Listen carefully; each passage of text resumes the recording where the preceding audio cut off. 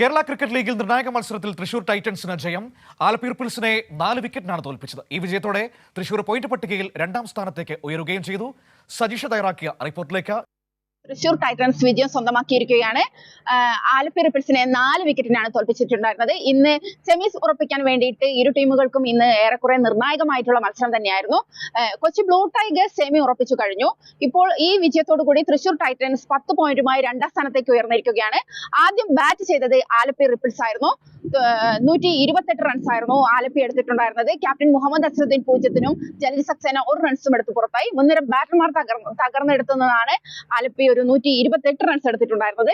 2ാം സ്ഥാനം നേടിയിട്ടുണ്ടായിരുന്നത് തുടർ ബാറ്റിംഗ് മറുപടി ബാറ്റിംഗിന് ഇറങ്ങിയിട്ടുണ്ടായിരുന്ന തൃശൂർ ടൈറ്റൻസ് 5 പന്ത് ശേഷിക്ക് ഒരു സിക്സറിലൂടെ തന്നെയാണ് വിജയലക്ഷ്യം കണ്ടിട്ടുണ്ടായിരുന്നത്. 134 റൺസ് നേടുകയായിരുന്നു. ഇനി കൊല്ലം ഏരിസ് കൊല്ലം സെയിലേഴ്സും കാലിക്കറ്റ് ഗ്ലോബ് സ്റ്റാർസും തമ്മിലുള്ള മത്സരം ഇപ്പോൾ ആരംഭിച്ചു കഴിഞ്ഞു.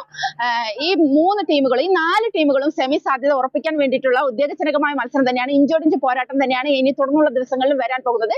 ആലപ്പിക്ക് ഇനി അടുത്ത 2 മത്സരങ്ങളും നിർണായകമാണ്. അത് രണ്ടും ജയിച്ചാൽ തന്നെ ആലപ്പിക്ക് ഇനിയും സാധ്യത ഇവിടെ നിലനിൽക്കുന്നുണ്ട്. അതിനൊപ്പം തന്നെ തൃശൂർ ടൈറ്റൻസ് 5 മത്സരങ്ങൾ ജയിച്ച് ഇപ്പോൾ 10 പോയിന്റുമായി 2ാം സ്ഥാനത്തേക്ക് ഉയർന്നു കഴിഞ്ഞു.